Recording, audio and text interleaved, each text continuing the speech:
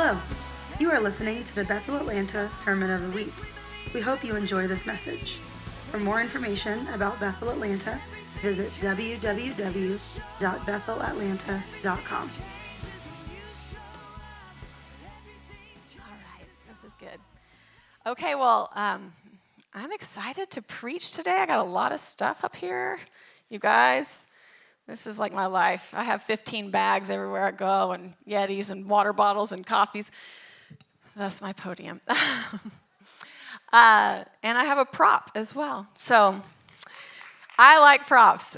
I realized I would have a prop for every message if I could, so you might start seeing more. I'm going to be sharing on buying oil. And, my message, it's been impacted by different people's lives that I just have listened to their sermons. I've been in their environments. A few of them are Michael Koulianos, Heidi Baker, Haley Braun out in Redding. And I've just been impacted by their messages. I've been impacted by their lifestyle of just surrender to the Lord. And so there's little tidbits of the sermon. You'll hear lines of theirs. And I think that's just beautiful to see somebody be like, oh, they're carrying something I want more of. And I'm going to pull and I'm going to show honor, even if it's through a YouTube video. I can honor a Michael Koulianos conference by watching on a video and pull some of what he's carrying into my life. And so, last week, Dan shared about the people that were with Jesus. They looked different. The world recognized them that they had been with Jesus. And when we are carrying the oil of his presence, we look like him. The world needs us to be carrying oil. And so I'm going to try to do this with one hand. So this is an old school, not super old real life, but lamp. Ooh.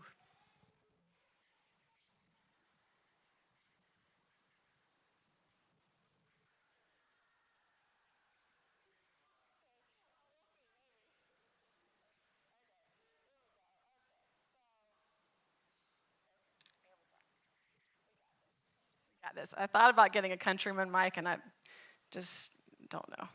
Okay.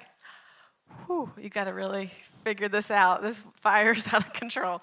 All right. Got it? Okay. So this is a lamp that is burning on this oil.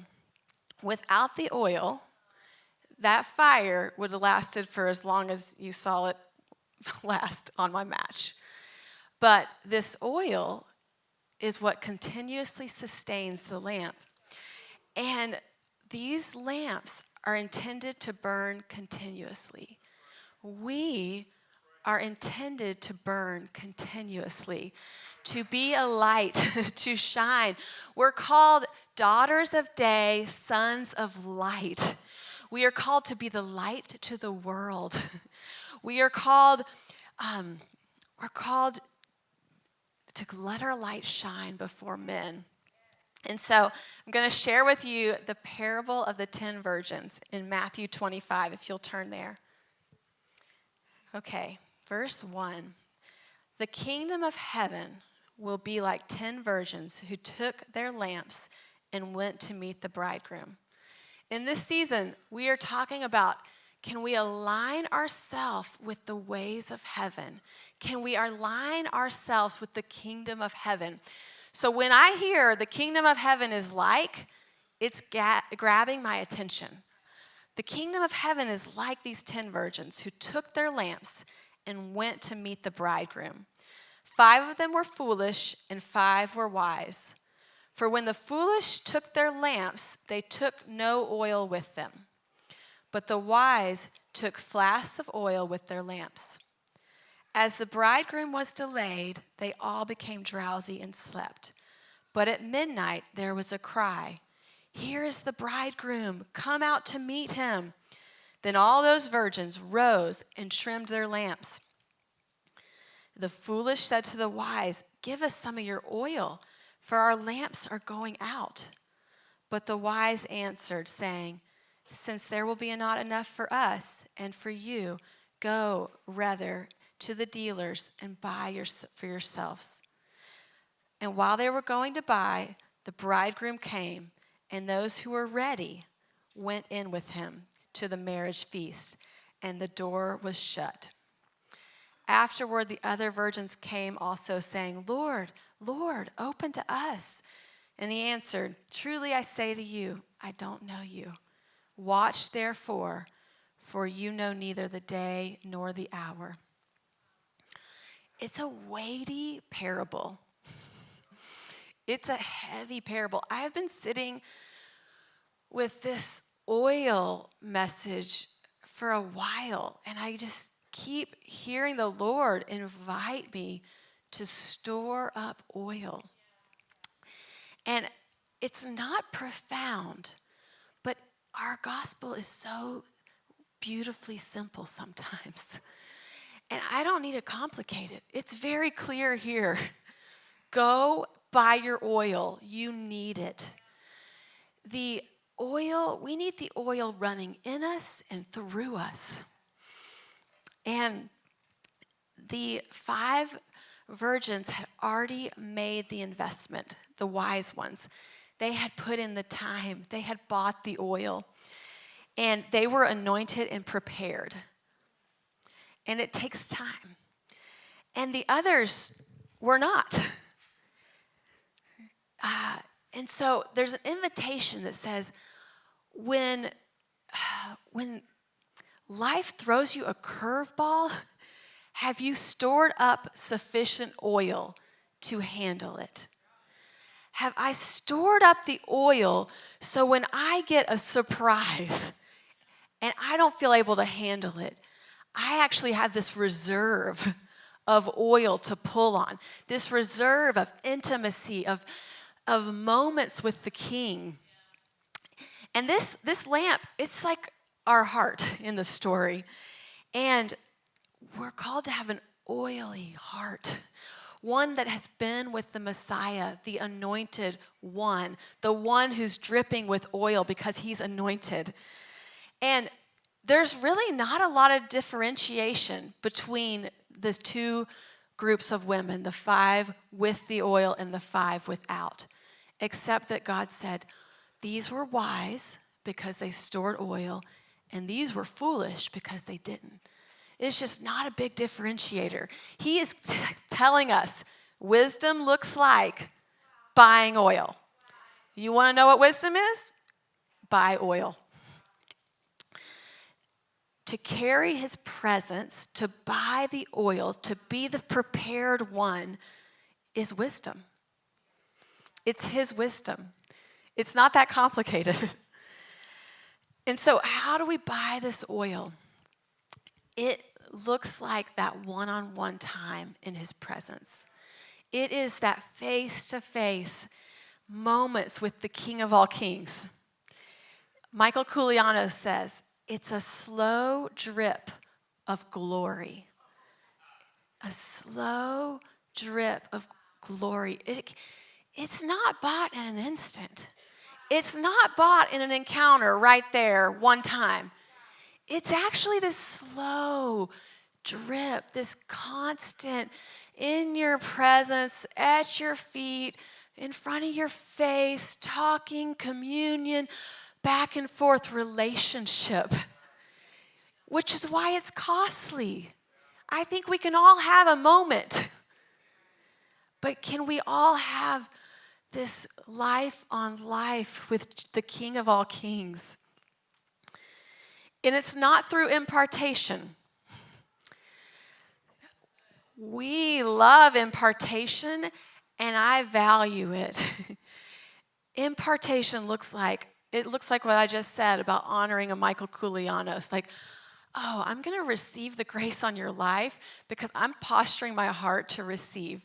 And I know that you're carrying something that I want to pull on.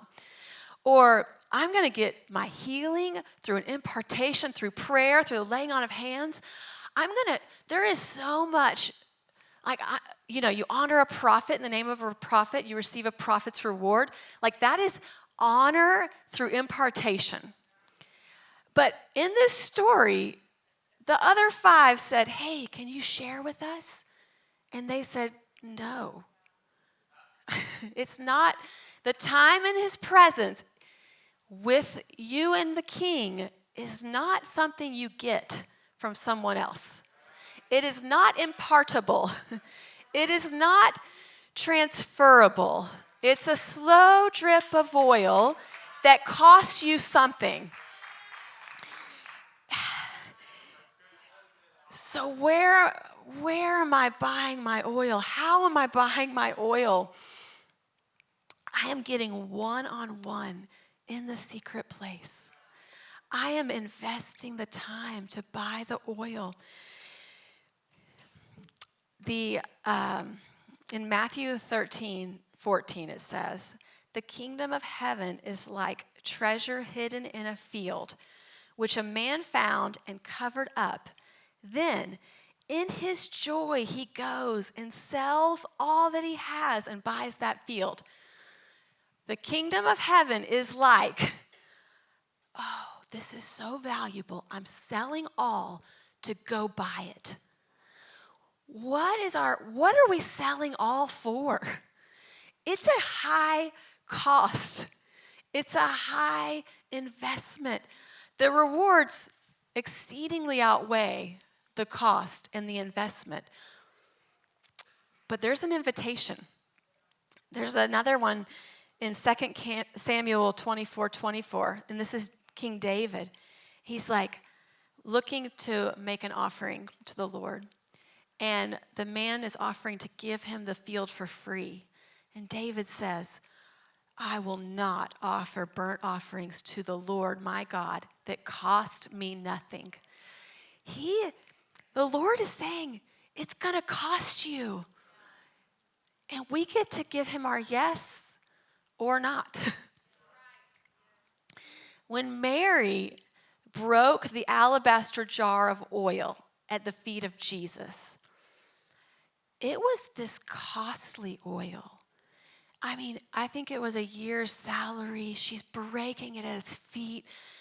And then there's Judas saying, that really could have been used better. That money could have been used elsewhere. Our ministry to the Lord is the highest call. It's the greatest cost, but it's also the most excellent use of our oil, of our energy. Can we lay it all at his feet? Can we pour out the oil at his feet? Will you gather oil to pour out at my feet? Church, will we be ones that are just dripping with oil?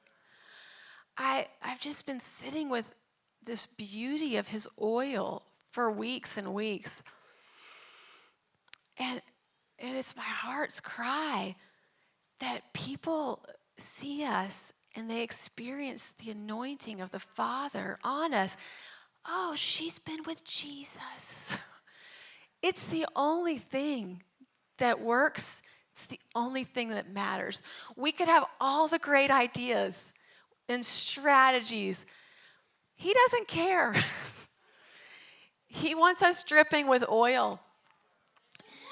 Danielle and I were in Mexico, and man, we had the pleasure of listening to just these heroes in the faith, and we were listening to Heidi Baker, and we were walking through the hotel one afternoon, and she's like, I smell exhaust. And I was like, oh, okay.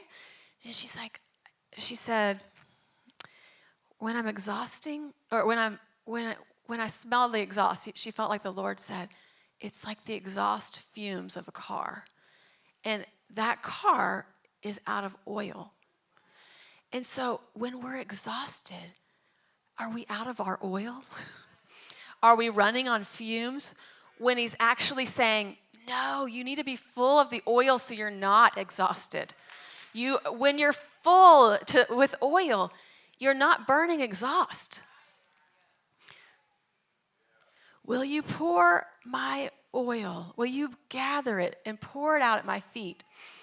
You know, I've been in literally hundreds of sermons. I started thinking last night, I was like, Oh, solid 50 a year. You had some school of ministry. That's hundreds. I've been in thousands of sermons in my life. I've been in thousands of worship times. I've led home groups. I've been to house fires. I have been in small groups.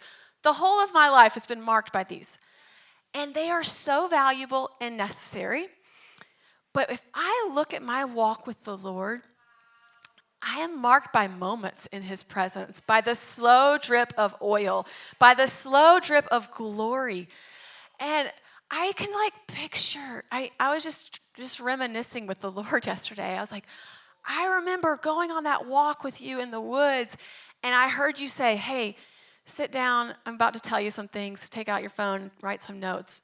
And I sat on this rock, and he just downloaded to me. I remember these chairs in Reading on that right side of the room that I laid in after Sean Bowles spoke, and the Lord just met me.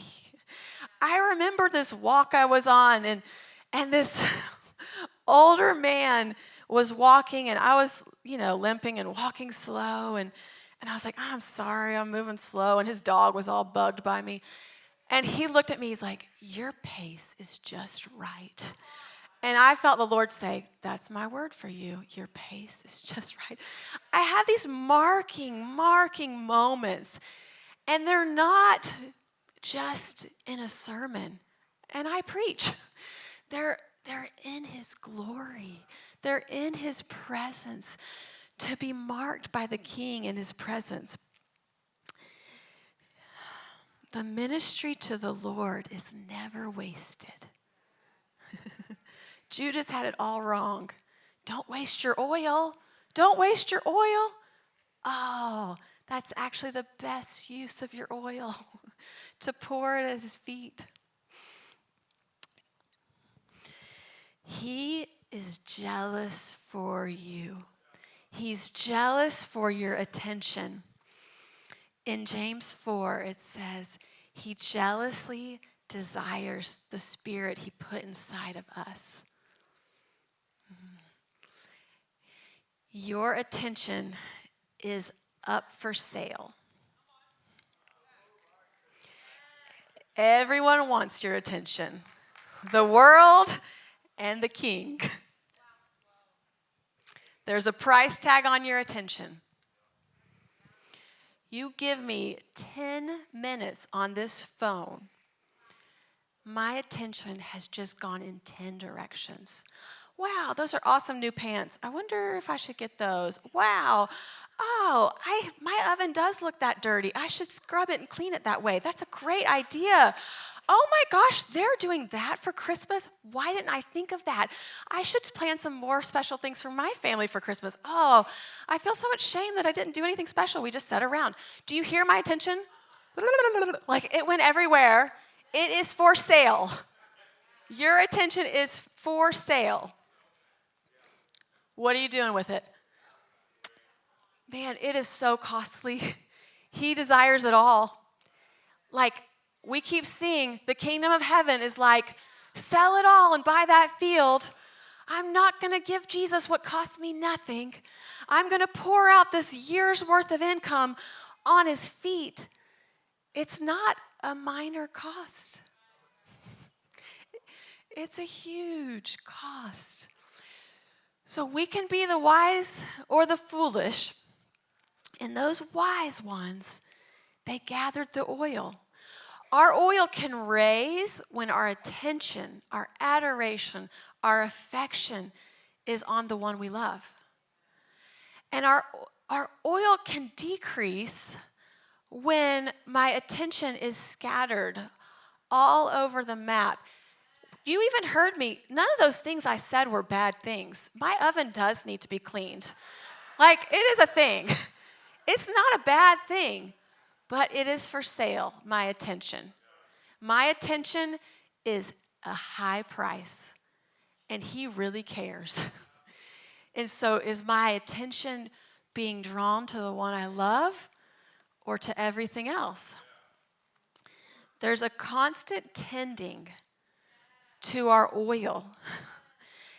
It's actually like Brent was teaching me how to use a lamp last night because I don't know how. You have to tend this. You have to actually keep that wick burning. You have to keep it above that threshold. And the fire won't burn on ash. So this fire is not going to burn on yesterday's ashes. It's going to burn on today's oil. So I have this interesting story, and it's just been on my mind because I've been thinking about oil. And I would say it's a couple years ago, but then I realized it was at my previous house. So it was 10 years ago. You know how time is. So over 10 years ago, I heard the Lord, and he said, you know that story of Elisha? And this is the story of Elisha. The widow comes to Elisha, and she says, my husband's dead. He was one of your prophets. And now our creditor is coming after my sons, and he's going to take them as indentured servants. And Elisha looks at her, and he says, well, what do you have? And she says, I only have a little bit of oil. And he said, okay, you need to go and gather all the jars. Go to your neighbors, gather all the jars. You know, I picture, back then, they don't have 15 of everything like we do. They have a jar for mixing, a jar for oil, a bowl. They have what they need. So this widow had to go from friend to friend. Hey, do you have a jar I can borrow? I mean, this looks kind of foolish. Hey, do you have a jar I can borrow? Do you have a jar I can borrow? So she gathers all these jars, and she closes the door, and her sons are with her, I believe. And she just starts pouring the oil, and the jar number 1 fills up, and she pours it again. Jar number 2 fills up. She just keeps pouring the oil into all the borrowed jars. And then she says, hey, give me another one. And he replied, there's not a jar left. And then the oil stopped flowing.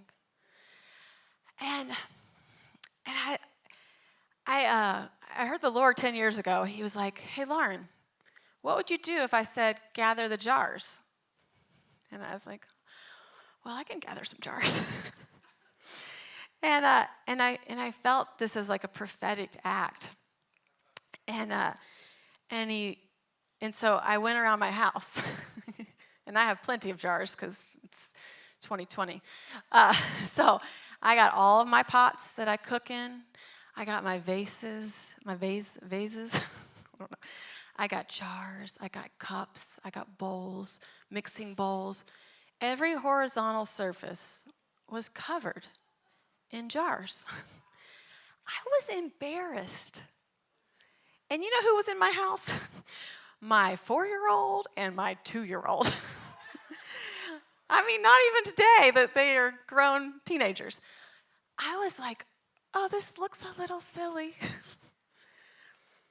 And every time I hear this story, I think of this widow, and I think, do you think she thought, I wish I would have grabbed one more jar from Susie down the street?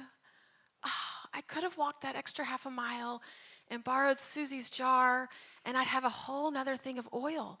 This oil did not stop flowing until the jars were not there. And as I did this prophetic intercessory act 10 years ago, I felt the Lord inviting me into a hunger.